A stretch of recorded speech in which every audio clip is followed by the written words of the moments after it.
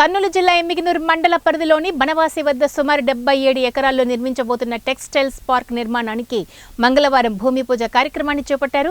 కార్యక్రమానికి రాష్ట్ర మైనారిటీ సంక్షేమ న్యాయ శాఖ మంత్రి ఫరూక్, భారీ పరిశ్రమల మరియు ఫుడ్ ప్రాసెసింగ్ శాఖ మంత్రి టీజీ భరత్, హ్యాండ్లూమ్స్, బీసీ సంక్షేమ టెక్స్టైల్ శాఖ మంత్రి సవిత, టెక్స్టైల్ హ్యాండ్లూమ్ కమిషనర్ రేఖా రాణి, జిల్లా కలెక్టర్ పి రంజిత్ భాషా, ఆదోని సబ్ కలెక్టర్ మౌర్య భరద్వాజ్, మంత్రాలయం నియోజకవర్గం టీడీపీ ఇన్ఛార్జ్ రాఘవేందర్ రెడ్డి, కుడా చైర్మన్ సోమిశెట్టి వెంకటేశ్వర్లు, మాజీ మంత్రి KE Prabhakar, Adoni MLA Parthasarathy, Aluru in charge Veerabhadragoud, BJP Janasena ఇన్ఛార్జీలు, ముఖ్య నాయకులు, కార్యకర్తలు పెద్ద సంఖ్యలో పాల్గొని భూమి పూజ కార్యక్రమాన్ని చేపట్టారు. ఈ సందర్భంగా మంత్రులు టీజీ భరత్, సవిత మాట్లాడుతూ దివంగత మాజీ మంత్రి బీవీ మోహన్ రెడ్డి చిరుకాల స్వప్నం చేనేతలకు టెక్స్టైల్ పార్కు కల సహకారం రాబోతుందని, సీఎం చంద్రబాబు నాయుడు ఈ పార్కును ఎంతో ప్రతిష్టాత్మకంగా తీసుకుని మొదటి విడత పనుల్లో 20 ఎకరాల్లో 6.6 కోట్ల నిధులతో చేపట్టడం జరుగుతుందని అన్నారు. ఎమ్మెల్యే జయనాగేశ్వర్ రెడ్డికి తామంతా అండగా ఉండి ఈ ప్రాంత అభివృద్ధికి సహకరిస్తామని తెలియజేశారు.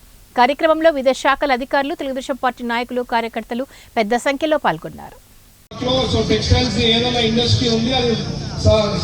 ఫాలో అప్ చేస్తామన్నా నా సహకారం ఏమైనా కావాలా, మాట్లాడాలా, కృషి చేయాలంటే నా వంతు గ్యారంటీ సపోర్ట్ చేస్తాం. ఖచ్చితంగా తేవాళ్ళ నుంచి 1000 ఎకరాల ల్యాండ్ ఉంటే సిబిజీ ప్లాంట్ పెట్టేదానికి ఉంటుంది. సిబిజీ ప్లాంట్ వస్తే ఉద్యోగాలు పుడతాయి కాబట్టి అది ఇమీడియట్ గా రెడీ అవైలబుల్. అంటే ప్లాంట్ ముందుకు మనం ల్యాండ్ అవైలబిలిటీ చూపించినామంటే ఇమీడియట్ గా ప్లాంట్ పెట్టగలుగుతాం అనమాట. నేను ఎన్నోసార్లు ఏమైనా గ్రూప్లలో కూడా పెట్టా, మా ఎమ్మెల్యే కాన్స్టిట్యున్సీస్ అందరు ఎమ్మెల్యేస్ ఉండే గ్రూప్ లో కూడా ఎవరైతే 1000 ఎకరాలు 900 నుంచి 1000 ఎకరాలు చూపించినారంటే సిబిజీ ప్లాంట్ ఇమీడియట్ గా పెట్టగలుగుతామని చెప్తాం. సో కలెక్టర్ గారు కూడా రిక్వెస్ట్ చేసినాము, అయితే ఎన్ని 2, 3 డిస్ట్రిక్ట్ లో పెట్టేకైతే పెట్టిస్తాము. ఒకవేళ ల్యాండ్ అవైలబిలిటీ ఉంది అంటే మాత్రం నేను ఎందుకు చెప్తున్నానంటే ల్యాండ్ ఎంత క్రిటికల్. ఈ రోజు కూడా ఇక్కడ చేనేత వాళ్ళది చూడడం జరిగిందండి. బెడ్షీట్లు అవి చాలా బాగున్నాయి. ఉదయం లేచా నుంచి ఎమ్మిగనూరు వచ్చారా, వాళ్ళు తిన్నారా, వాళ్ళు పడుకున్నారా, వాళ్ళ కార్యక్రమాలు ఏవి, వాళ్ళు చేస్తున్నారా లేదా అని 24 గంటలు ఆలోచించేవాడు ఆయన.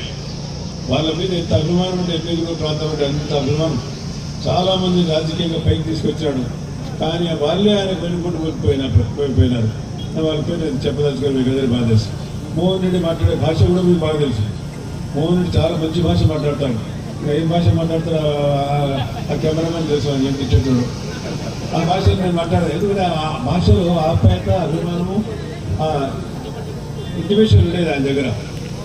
ఆ రకంగా మోహన్ రెడ్డి గారు కానీ నేను కానీ ప్రభాకర్ ఉన్నప్పుడు కూడా కేఎం కృష్ణ కూడా అన్ని బాధ్యతలు కూడా మోహన్ రెడ్డి గారికి అప్పచెప్తాం జిల్లాలో.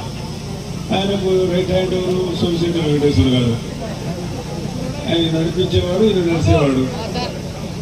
ఆ రకంగా మేము తెలుగుదేశం పార్టీని ఆ రకంగా కింద సిలిండర్లు ఇచ్చాం, ఉచిత ఇసుక ఇచ్చాం. ఇదే విధంగా మెగా డిఎస్సి జగన్ వస్తే జాబ్ వస్తుందని చాలా మంది కలలు కన్నారు. జగన్ వస్తే చావు వచ్చింది, ఈ రాష్ట్రానికి అప్పు వచ్చిందని తెలుసుకొని 11 సీట్లకే పరిమితం చేశారు. ఆ కలియుగ ఎవరు? కలియుగ చెప్పాలి. శిశుభా గత ప్రభుత్వం ఏం చేసింది? నేతన్న నేస్తం వేసింది. నేతన్న నేస్తం కూడా ఎవరికేసింది? అందులో 83,000 మందికి నేతన్న నేస్తం వేస్తే దాంట్లో 50% మాత్రమే చేనేతలు ఉన్నారు. మిగతా వాళ్ళు చేనేత అంటే తెలియదు, పోగంటే తెలియదు, మగ్గం అంటే తెలియని వైసీపీ గూండాలకేసిందన్న విషయం మీకు తెలియజేస్తున్నాం. మనం అధికారంలోకి వచ్చా కూడా మీకు అందరికీ జరుగుతుంది. మరి కర్నూలుకి మనం మాట ఇచ్చిన ప్రకారం హైకోర్టు బెంచ్ అన్నాం, హైకోర్టు బెంచ్ మనం తేబోతున్నాం. అదే విధంగా డోర్ హబ్